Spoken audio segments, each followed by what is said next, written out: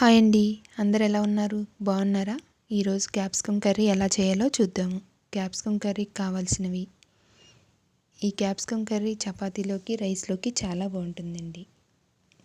Like చేయండి, share చేయండి, subscriber చేయండి, కామెంట్ చేయండి. క్యాప్సికమ్ కర్రీకి కావాల్సినవి: క్యాప్సికమ్ శుభ్రంగా కడిగి సన్నగా తరిగి పక్కన పెట్టుకోవాలి. ఒక ఉల్లిపాయ కూడా సన్నగా తరిగి పక్కన పెట్టుకోవాలి. 4 పచ్చిమిరపకాయలు తీసుకుంటున్నానండి, అవి కూడా సన్నగా తరిగి పక్కన పెట్టుకోవాలి. 2 టమాటాలు వేస్తున్నానండి, కొంచెం పెద్దవి, అవి కూడా సన్నగా తరిగి పక్కన పెట్టుకోవాలి. ఇప్పుడు ప్యాన్ పెట్టుకొని ఆయిల్ వేసుకొని, ఆయిల్ హీట్ ఎక్కాక ఒక ఎండుమిరపకాయ, పచ్చెనగపప్పు, జీలకర్ర, ఆవాలు వేసి కొంచెం ఫ్రై చేసుకోవాలి. ఇప్పుడు ఉల్లిపాయ, పచ్చిమిరపకాయ కూడా వేసుకోవాలి, కరివేపాకు కూడా. అవి కూడా ఫ్రై అయ్యేటప్పుడు కొంచెం అల్లం వెల్లుల్లి పేస్ట్ కూడా వేసి ఫ్రై చేసుకోవాలి.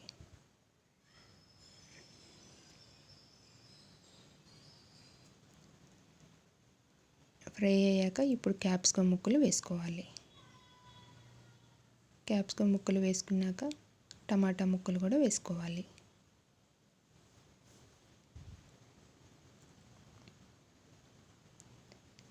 టమాటా ముక్కలు వేసుకున్నాక ఇప్పుడు ఉప్పు, పసుపు వేసుకోవాలి.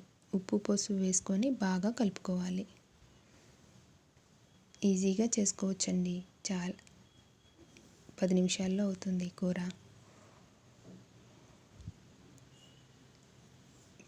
టమాటా ముక్కలు వేసుకున్నాం కదండి, బాగా కలుపుకొని ఇప్పుడు ఉప్పు, పసుపు కూడా వేసుకొని కలుపుకోవాలి.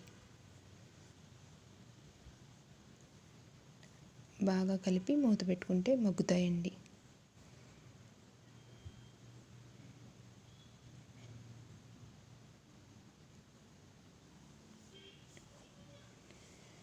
మగ్గాయి కదండి, ఇప్పుడు కారం, కొంచెం ధనియాల పౌడర్ వేసుకొని బాగా కలుపుకోవాలి.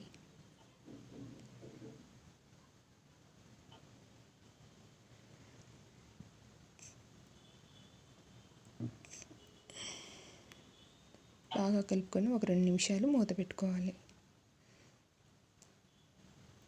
ఇప్పుడు కొత్తిమీర కూడా వేసుకోవాలి. క్యాప్సికమ్ టమాటా కర్రీ రెడీ అయింది. ఈజీగా చేసుకోవచ్చండి, చపాతీలోకి, రైస్లోకి చాలా బాగుంటుంది.